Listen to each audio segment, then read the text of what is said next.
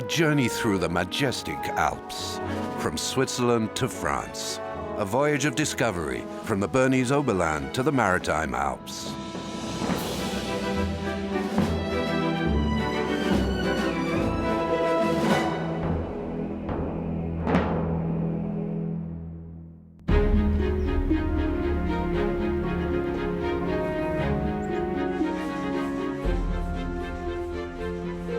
In the Savoy, traditional weaving continues to this day on 200-year-old machines.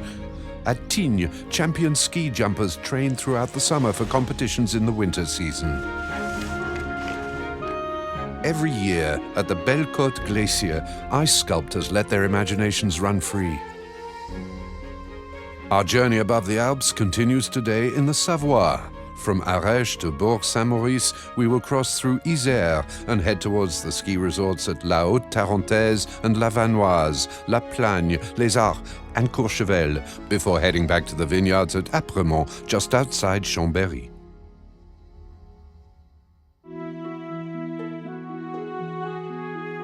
Our first stop is in the Beaufortin range, renowned for its rolling, gentle countryside. In the summer, this area is very popular with hikers. This is also where one of the famous products of the Savoy region is made, the renowned Beaufort cheese. This is Albertville, in the region of the Col des Saisies, at an altitude of 1,650 meters. During winter, it's teeming with lovers of both cross-country and downhill skiing. The region's fertile valleys and forests allowed its people to develop agriculture and animal husbandry long ago. An era of prosperity symbolized by the ruins of the chateaux overlooking Beaufort from the Colline des Vanches.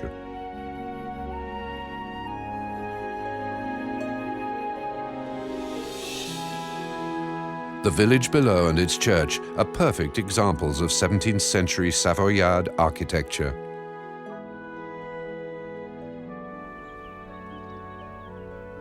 Based on the Alpine chalet model, the farms here are mainly built from wood, which is abundantly available in the surrounding area. Bertrand Malot, a carpenter from Arèche, describes the typical elements of these old chalets. To build chalets, of course, one has to respect the traditional style. The cliché of the Alpine chalet with tiny windows is very, very pretty, but it's not so much fun to live in. First, you have to find out what the client wants, how they imagine the chalet, and then after you have to bring that back to reality, taking account of building limitations, and of course respect the limitations that the terrain and the mountains naturally impose. In the end, the client is sometimes forced to accept the fact that they must give up on ideas that they may have found in magazines or elsewhere. After completing his studies in public works, Bertrand began specializing in home design. The use of sophisticated modern techniques allows him to further improve his projects and to stay as close as possible to his clients' wishes.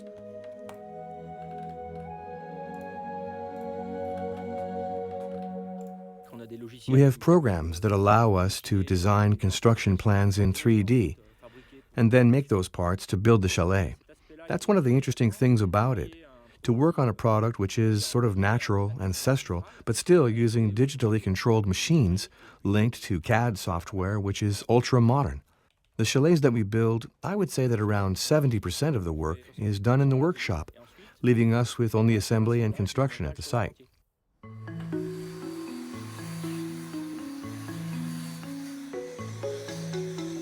The construction of the chalet is organized like a giant puzzle where the placement of each piece is predetermined, even though there are some adjustments to be made on site. There's another advantage to working with wood. It makes it easier to respect modern standards of energy efficiency. For this house, Bertrand's team spent a month in the workshop and another month working around the bad weather on the site. Today, the wooden frame is completed and is ready for the beams to be placed that will support the roof timbers, which will be covered using traditional encelle shingles. Using these techniques, Bertrand is able to build 5 to 6 chalets each year.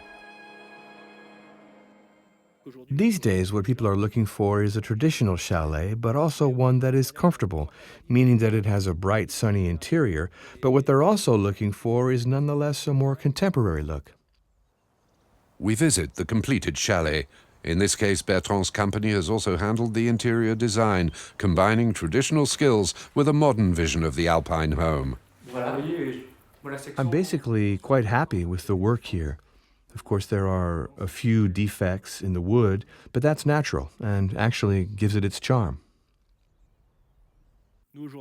Today, we're very well equipped for raising homes in terms of construction, but when I think about how they had to build in the past, all those beautiful old barns in Beaufort, well, I think respect, because today, if we had to build with what they were using, I don't think we'd manage to.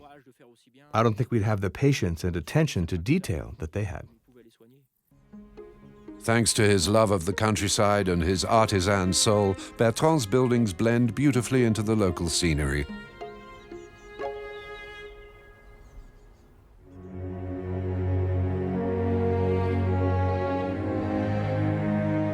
The emblematic peak of Beaufortin, La Pierra Menta, towers 2,714 meters high.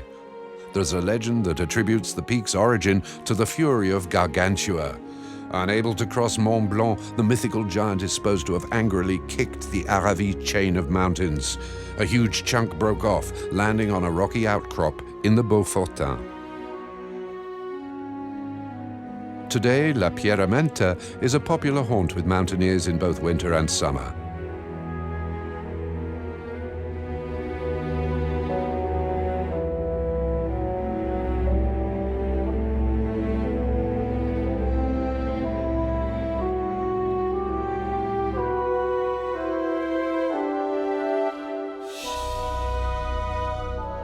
At the border between the departments of the Savoy and the Haute-Savoie, Les Portes de l'Espace Diamant and its resort des Saisies, Haute-Luce.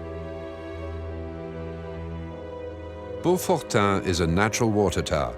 Since the 19th century, it's produced hydroelectric energy and still powers the factories of the Tarentaise Valley.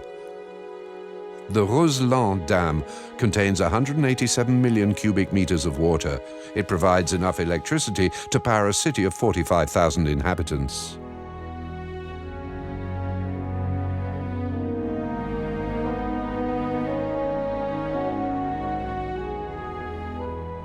Below lies Arèche, nicknamed Le Petit Tyrol. The commune is principally known for its famous ski mountaineering course, La Pierra Menta.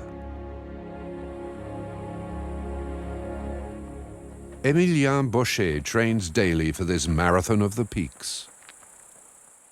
Every morning I head out, there's a little bit of road running, and after it starts to really climb right up to the little village of Boudin, there are 2 or 3 passages that are a little bit tricky, and then it flattens out, so you can pick up the pace again. The Pierra Menta is a winter high-altitude endurance race, open to all. Each category follows a specific route. Emilien is in the 18 to 20-year-olds group, which is to say the juniors. His training ground is in Roseland.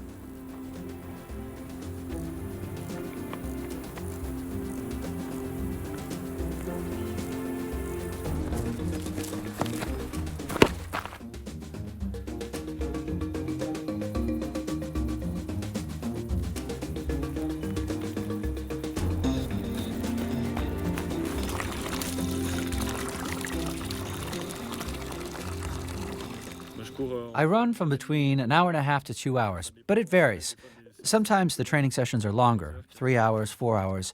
Then I'll do some roller skiing, which really helps me get ready for the winter. Emilien hopes to be a winner like his father Thierry before him. 400 athletes from around the world take part in this competition, which comprises 4 stages in the French, the Swiss, and the Italian Alps. 10,000 meters of hill climbs over 4 days, sections at over 2,600 meters of altitude, culminating in the final challenge, the ascension of the Grand Mont.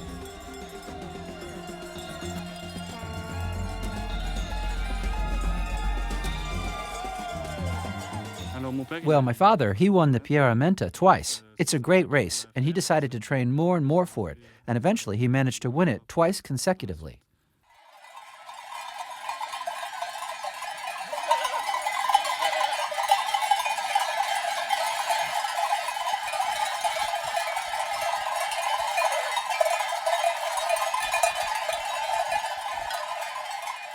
Emilien and his father grew up here, leading their herds across these steep slopes.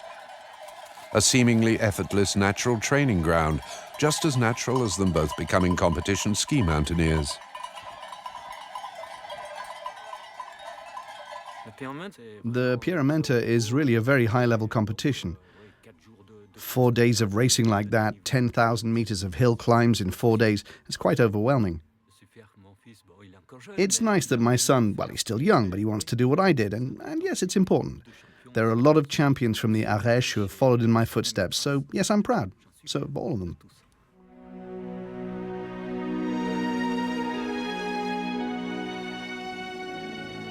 From Beaufort, we cross the Col du Pré pass and roll down into the Tarentaise Valley, far off the Italian flank of Mont Blanc. Crossing through the gates of the Vanoise range, we drop down towards the capital of the Haute-Tarentaise.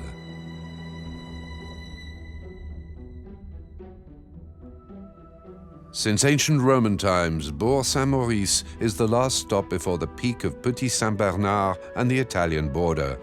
The great industrial city of Turin is only a few dozen kilometers away from here as the crow flies.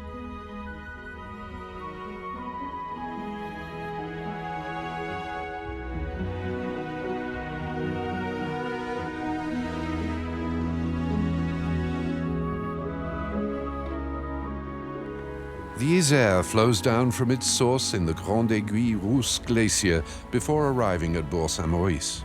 Its stadium and its white watercourse welcome some of the world's most demanding kayakers, as well as hosting international competitions. 22 kilometers of one of the most beautiful courses in Europe.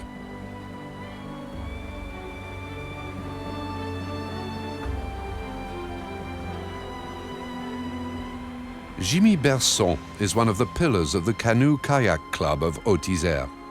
Since his childhood, he's always been a fan of white water. Passionate about his mountains and his river, Jimmy trains the youngsters.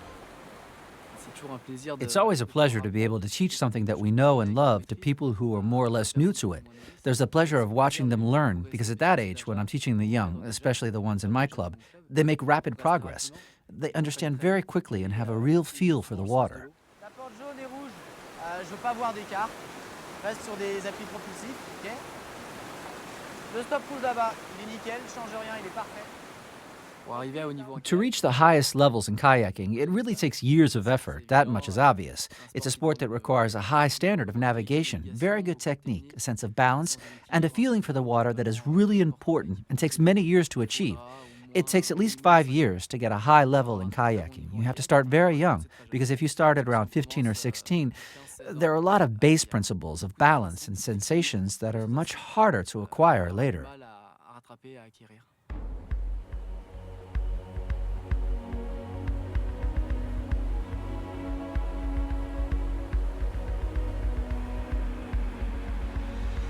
One of the leading lights in the Coupe de France of canoe kayak, Jimmy is an expert in one of his favorite specialities of the discipline, the slalom. At Bourg-Saint-Maurice, the steep downhill flow of the Isère provides a unique training challenge, but one that is difficult to master. The special thing about the course at Bourg-Saint-Maurice is its river, a river with volume, a river of quality, a national level river, even international level on the higher reaches. These days we say that the river at Bourg-Saint-Maurice, the course at Bourg-Saint-Maurice, is the toughest course in the world.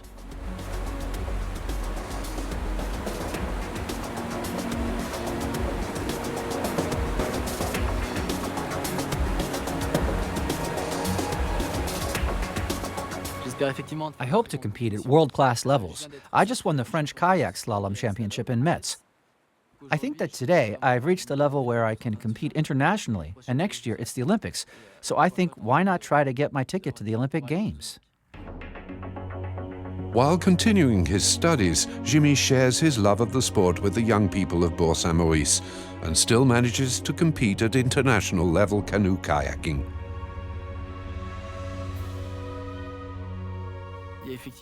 There are other activities which can help you to improve. For example, there's weight training, as in many other sports, and climbing is also essential to be well prepared physically.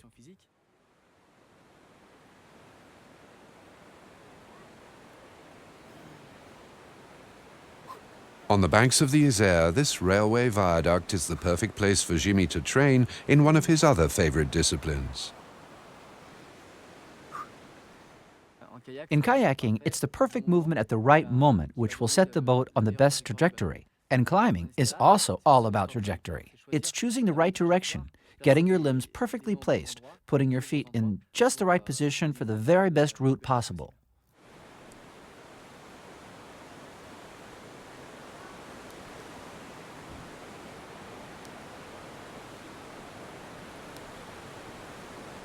For me, the Alps are like a playground. When you love sports, when you love being active, when you love nature like I do, the Alps are just one big playground because you can ski, you can climb, you can mountain bike, and of course, kayak.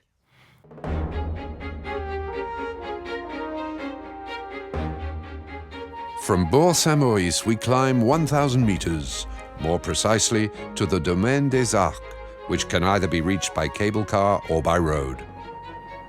Specially constructed during the 1960s, this road allowed the resort's 4 different sites to be built, which were quite literally carved out of the virgin landscape.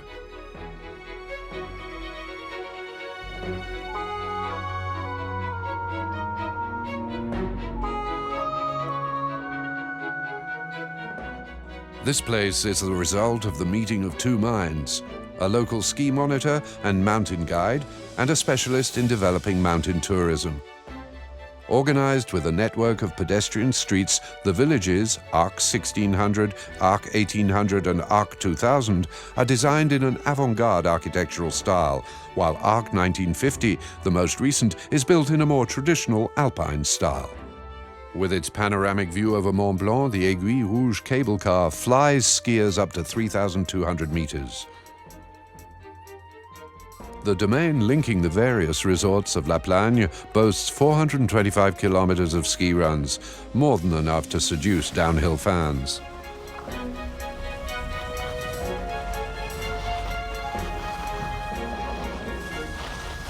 An adept of telemark skiing, Colleen Wesley was born in the Patagonian Andes in Argentina. Several years ago, she decided to settle in these mountains.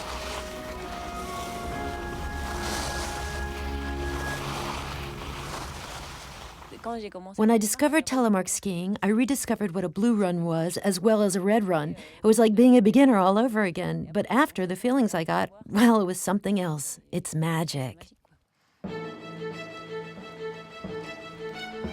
Colleen is a designer. She works down in Sées, in a textile mill that specializes in woolen cloth and sheets.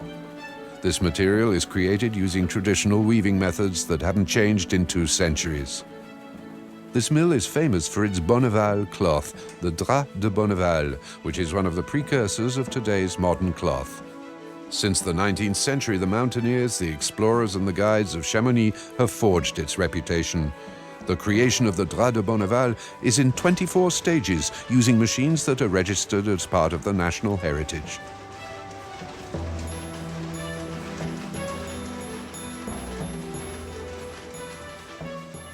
Making cloth here is timeless. These are very old machines, some dating from 1800. That's what I like, in fact. What's wonderful about this mill is that we can produce a really up-to-date product, something really modern with machines that are 200 years old.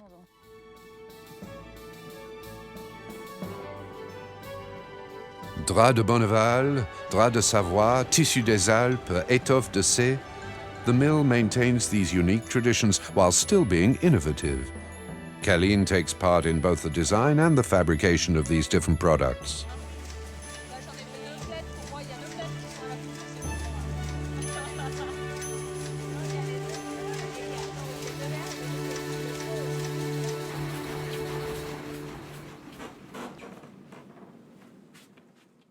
We have our basic product, and then, with that product, either market it creatively or make made-to-measure orders for all the chalets, the hotels, restaurants, etc.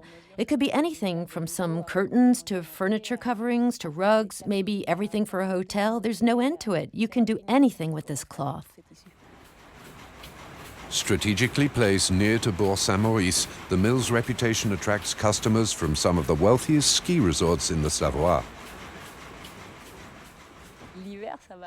During the winter, I often design at home. Sometimes it's for design proposals or whatever, or it's fulfilling design orders. We still don't use computers, so everything is based on sketches. Far from her native South America, Kéline has built a life here in the heart of the Tarentaise thanks to her creativity and her adaptability.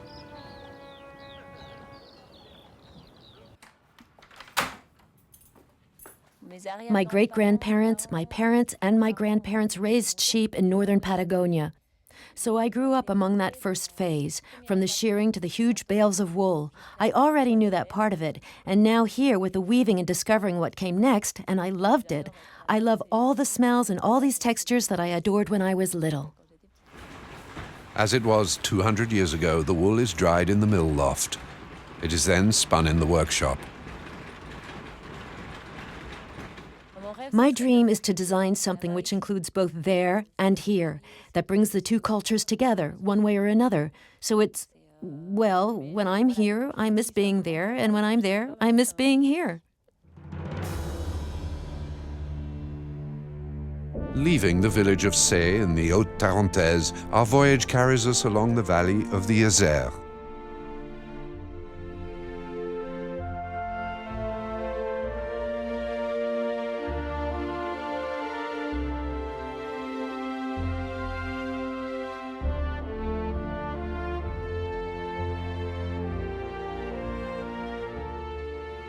Just a short hop from the ski resorts, these Savoyard villages huddle around their Baroque bell towers and gaze up at the summits of the Vanoise.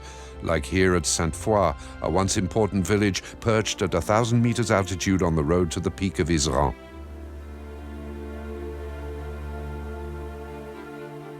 Numerous tributaries feed the river Isère. The river's rate of flow is strongly influenced by rainfall, with the highest water levels occurring during the spring and the beginning of summer, when the snow melts.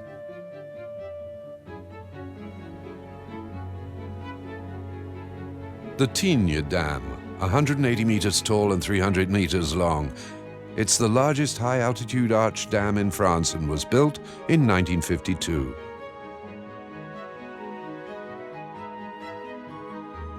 The old village of Tignes lies below these waters. At the time, the village's inhabitants tried to save it, but France's growing needs for electricity were not to be denied. In 1956, thanks to state financing, a few of the villagers were able to start a ski resort 6 kilometers higher up between the Vanoise and the Tarentaise. During the 1970s, Tignes was transformed and quickly became an internationally known ski resort, innovative, sporty, and offbeat with its Val Claret and La Vacher resorts.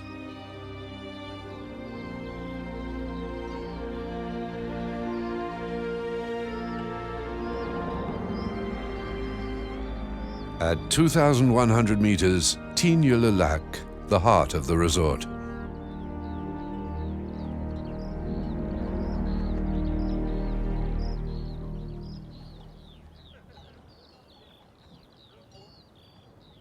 Mathieu Navillot, freestyle and acrobatic ski champion, member of the French national team, gets the best from the resort throughout the year. Tignes is an incredible place. You have to be born here to understand that. Up here at high altitude, there are no trees. There's nothing. It's a lunar landscape. But anyone born here understands it and enjoys the views all year round. So living here all the time for me is wonderful.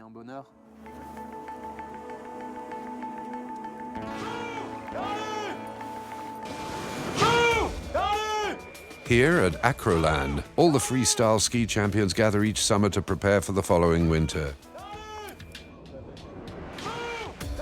Mathieu's trainer is Henri Autier, ex-acrobatic ski champion and promoter of the sport since the 1970s.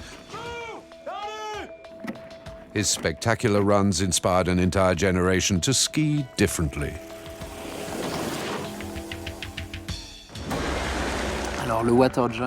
This water jump allows me to work on my jumps for next winter quite safely, because I can try out new jumps without taking any risks. And falling into the water is much less painful than falling on the snow.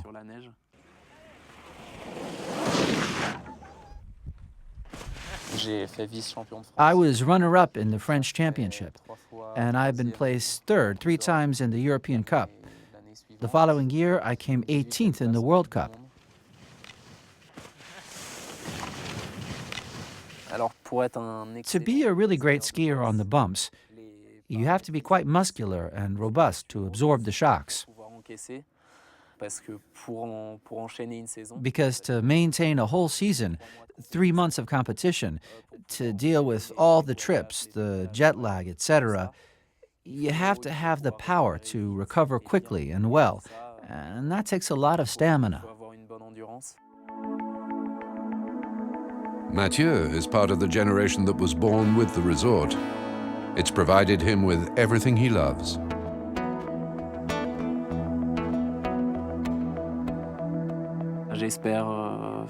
I hope I can manage to live out my dreams, to go all the way and win all that I want to win.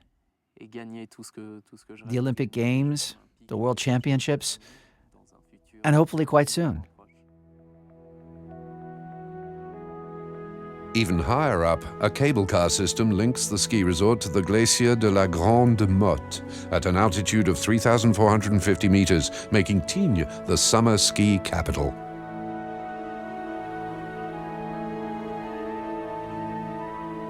From the heights of one of the most vast skiable domains in the world, we swoop down to the foot of Mount Iseran and into the Val d'Isère. The ski runs of this resort have played host to the world's greatest sporting events, the Olympic Games, the Critérium de la Première Neige, and the World Ski Championships.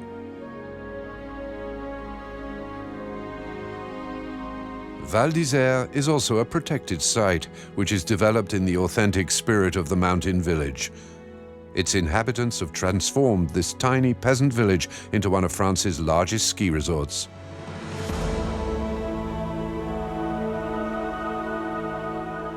We continue our journey across the surrounding peaks and glaciers. In order to protect this area and reintroduce the mountain ibex, the Vanoise Natural Park was created in 1963.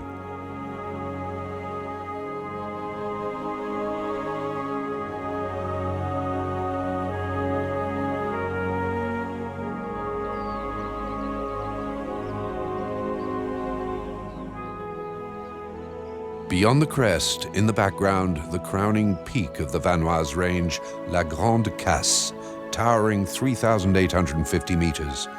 It was first climbed in 1860.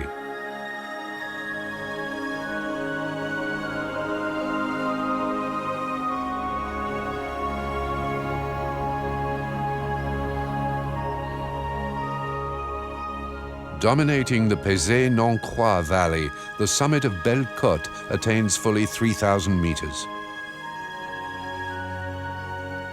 In the summer, to walk across this glacier, you have to be wearing crampons and be accompanied by a specialist. It's essential to use ropes and harnesses to negotiate safely between the crevasses.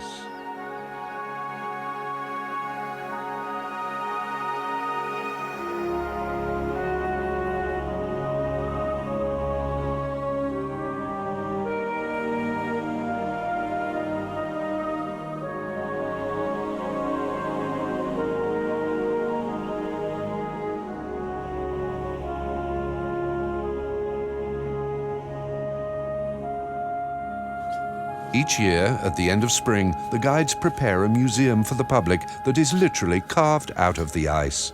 Camille Dubois is an ice sculptress.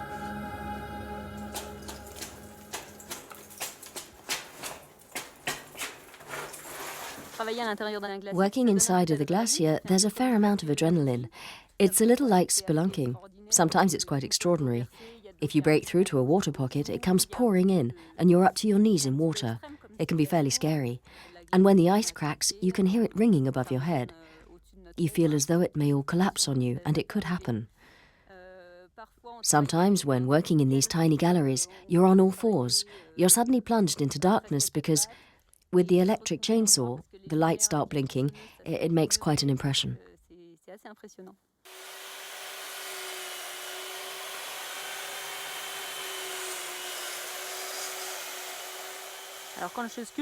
When I'm sculpting, I'm completely in my own world. And working with a chainsaw, it's quite exciting because the work moves along quite swiftly and you can cut away quite a lot of ice. Then after working with the chisel, it's more gentle and you feel good, you feel calm. And it's very quiet in the grotto. It's very enjoyable, discovering the shapes. It's very peaceful.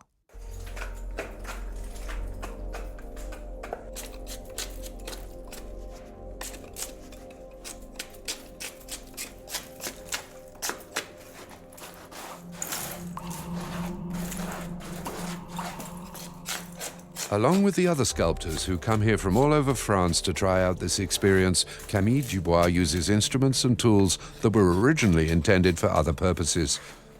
Working in an ambient temperature of around 1 degree, the artist's thoughts transform into icy dreams. During this phase, helpers remove the ice debris. The precision of the finishing touches require all of her attention.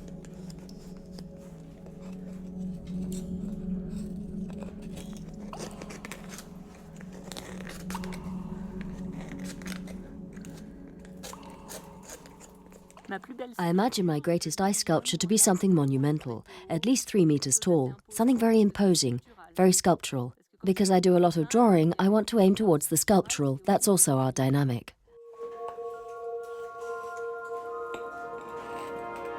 Camille creates her sculptures in this ephemeral and unusual place that she owes to the guides who, armed with pickaxes, chiseled out this grotto. Between 2 and 4 months of work, advancing 5 meters a day, creating galleries that penetrate fully 30 meters below the surface of the glacier. Camille follows them to create a magical voyage in time below the ice.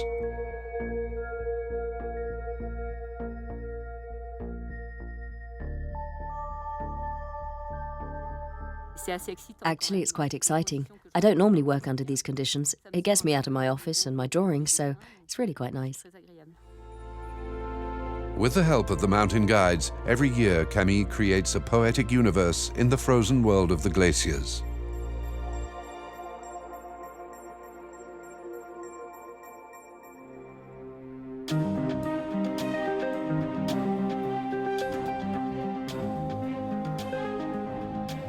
With its large ski resorts, the Tarentaise attracts many tourists.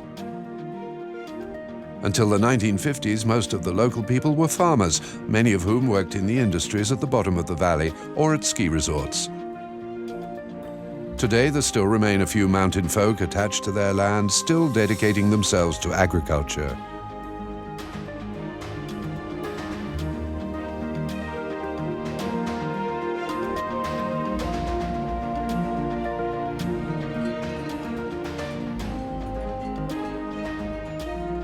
The heavy snows make it impossible to use this as grazing land in winter. In the summer, however, the abundant rainfall makes for lush grass. Agriculture has been maintained here thanks to the milk of the Terrine cattle, a local breed of cattle that have always been part of the Alpine tradition here.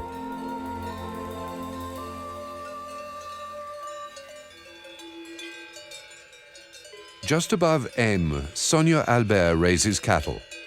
Her herd of 30 terrines graze these alpine slopes just opposite the ski resort of Plagne, where Sonia first put on a pair of skis.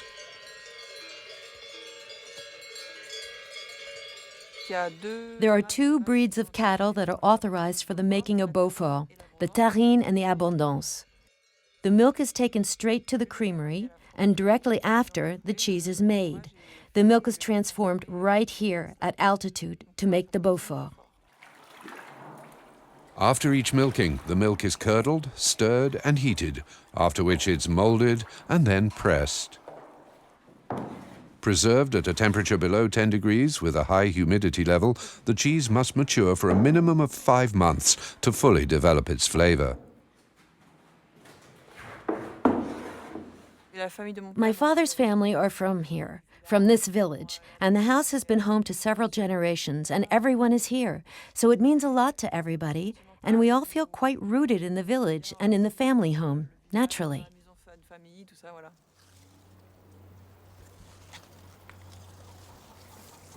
Sonia can produce pretty much everything that her family needs.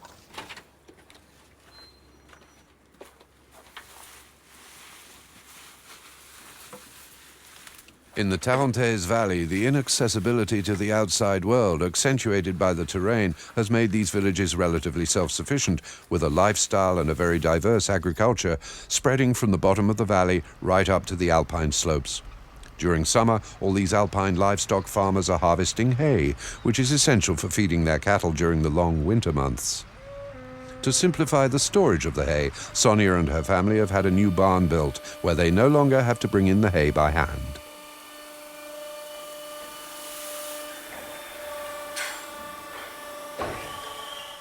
We decided to mechanize some things a little. There are 2 mechanized hay claws in the barns that make it easier to store the hay.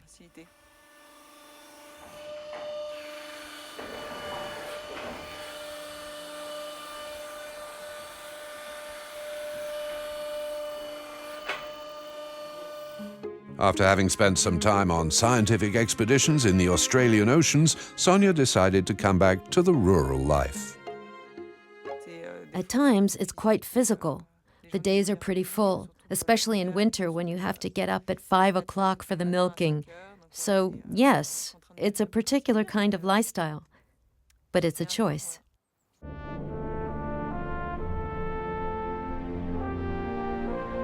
So we leave Tessins, Sonia's village.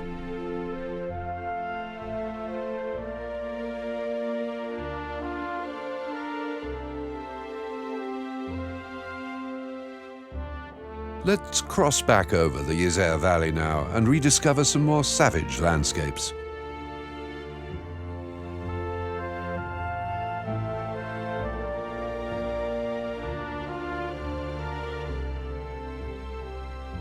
Facing the Italian flank of Mont Blanc, we fly once more over the peaks of the Vanoise.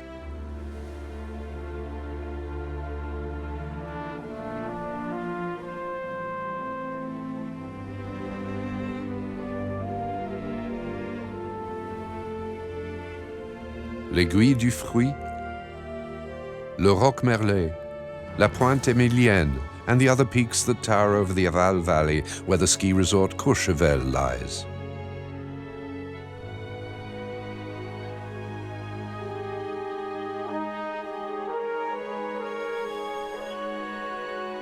Spread over 5 different villages, set at altitudes between 1,000 and 1,800 meters, Courchevel is one of the portals to the domain of the 3 valleys.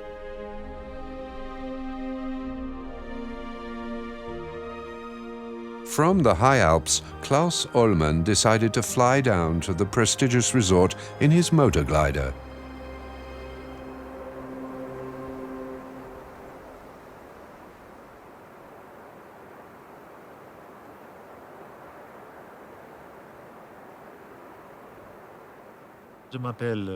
My name is Klaus Ullmann. I'm German, and I was born in Bavaria at Neustadt an der Aisch in southern Germany. I chose to live here in France because the lifestyle in the south of France appeals to me, as it does to many of my neighbors. We're happy here. La vie à la française. A lot of people like it. Formerly a dental surgeon, Klaus changed his life and became long-distance gliding world champion.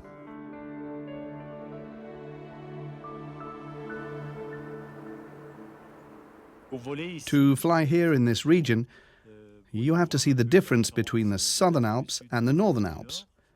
It's not always accessible here, but it's still the dream of most pilots, at least all the pilots that I guide. As I'm basically the glider mountain guide, I lead them up to Mont Blanc, the highest mountain in Europe, to fly over the Vanoise region, and that's always the dream of all the pilots who come to the south of France.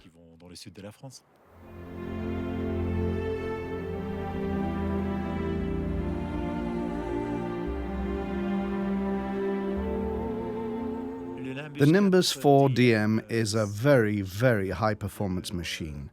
It's one of the best gliders in the world at the moment. It really is a thoroughbred, and that's what you have to break world records. All the records that I set, which now number around 50, were in the Andes, in Argentina, using the jet stream. That is to say, the extremely fast high-altitude air currents which combine with the mountainous terrain, and the glider can surf along on these waves for hundreds of kilometers. I've made flights of over 3,000 kilometers in a single day.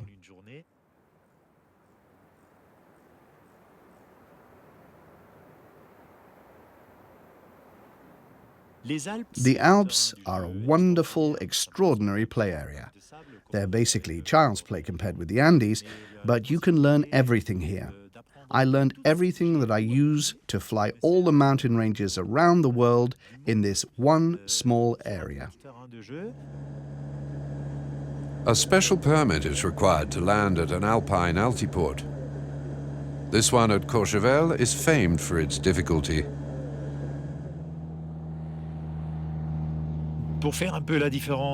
Basically, the difference between a motor glider and a glider, well, for me, there isn't one, except for the fact that it's a lot more economical and practical to be able to take off on your own. And once you've got some altitude, you switch off the motor, and normally it stays off for the rest of the day.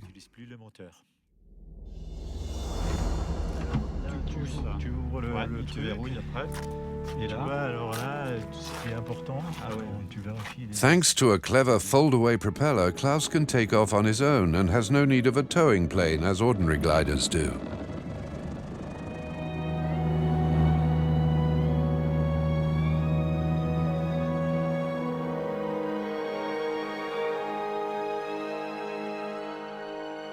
Playing a skillful game of balancing the updrafts and the thermals, it's possible to greatly extend the glider's flight time.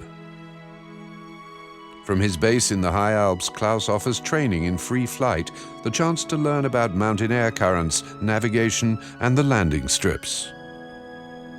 After which, it's possible to obtain the sought-after International Glider Pilot License.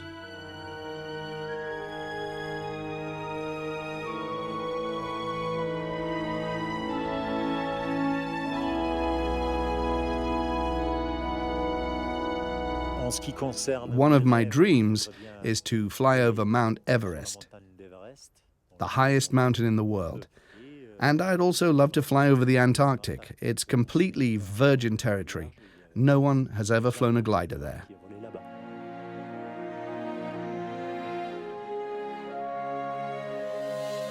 So we leave Courchevel and climb high above the 5 communes of the resort.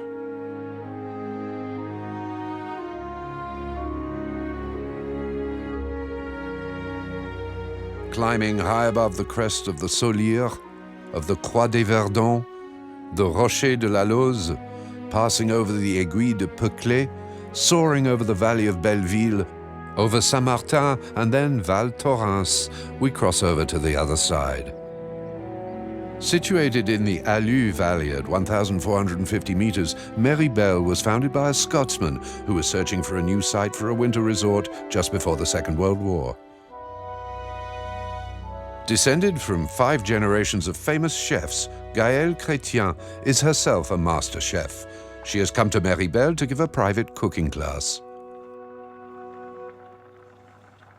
We teach cooking to people in their homes to help them prepare for special events, either private or professional, who are cooking at home and are just starting out and trust us to help them prepare something special for their first event. J'enlève ces 2 morceaux. On pourra récupérer la chair après, c'est pas un problème. Simplement pour l'épluchage de votre melon, Ce qui est pratique, c'est que maintenant, j'ai vraiment deux superficies bien planes. Vous allez pouvoir vous positionner comme ça et tourner autour Gaëlle tranquillement. lives in Annecy and travels throughout the Savoy and as far as Switzerland to give her private cooking classes. She teaches beginners or more experienced chefs everything from gourmet cooking to preparing meals for people with special dietary needs. Using primarily organic and farm produce, Gaëlle shares her love of cooking and good food. Most of the time, people are delighted to be able to call on me, so they can be completely free for the evening and can enjoy the company of their friends, to be able to enjoy some time for themselves.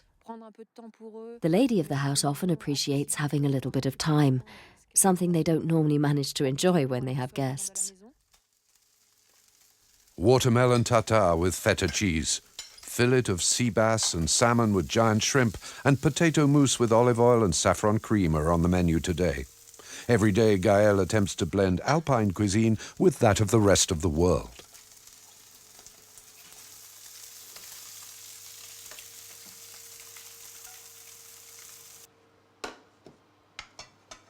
The word-of-mouth network really works. I'm lucky to be surrounded by people, whether it be my partner or my family, who have faith in me and who encouraged me in this direction, to not be tied to some chef for 10 years before building enough confidence to spread my wings and fly.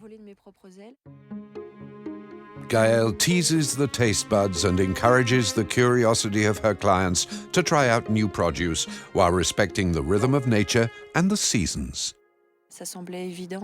It seemed obvious, not wanting to have a restaurant or the constraints that go with it, to be able to work in this way, which is a little more free and different every time. Moving on from the resorts of the Three Valleys, our journey continues along the course of the Isère. Passing over the site of the Olympics at Albertville, we reach Apremont at the gates of Chambéry. Swelled with the waters of the river Arly, the Isère flows through the Combe de Savoie. Once a strategic passage between France and Italy, the area sacrificed its no-man's land status in favor of vineyards. The Celts were already growing grapes during the 1st century AD that were resistant to the Alpine climate. Following the fall of the Roman Empire, the wine of the Savoie survived thanks to the church who used it during Mass. The vines of Apremont, the most famous of the 15 wines of the Savoie. Here, overlooking the Apremont vineyards and below the looming Mount Granier, the sculptor Livio Benedetti decided to place his home and his workshop.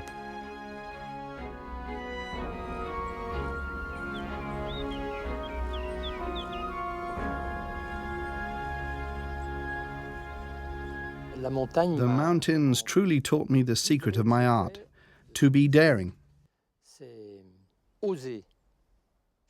I say to myself, nature? How can nature be so beautiful?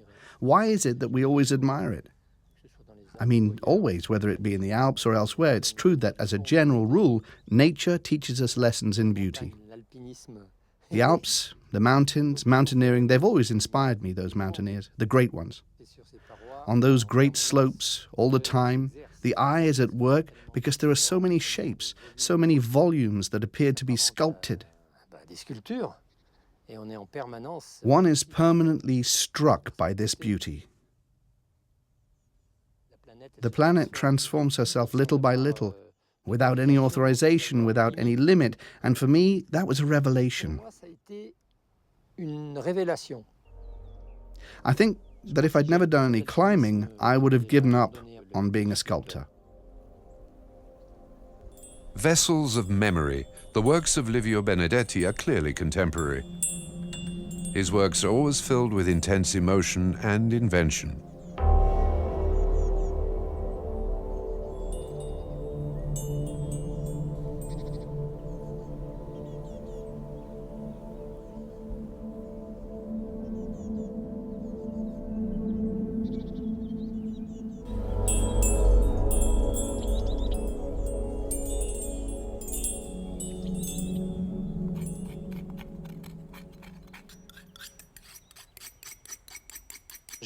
I didn't have any artistic training. I grew up around my father, who was a mason, a stone carver, a wood carver. In those days, a mason was a guy who could work with any material. He was a carpenter. He was a roof builder. He was a cabinet maker. He could do anything. My father had an amazing eye, and I think I inherited some of his abilities.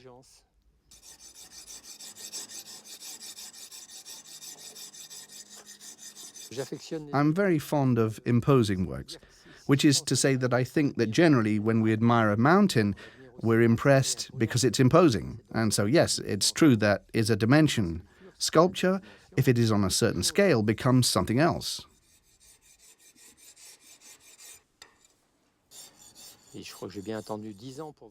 I believe I had to wait around 10 years before selling my first piece, and obviously I was euphoric. But I often wish that I still had that piece. But it was my first sale, so that meant something. Above the vineyards of Apremont, Livio passionately shares his enthusiasm for nature and his environment, the inspiration for his impressive creativity.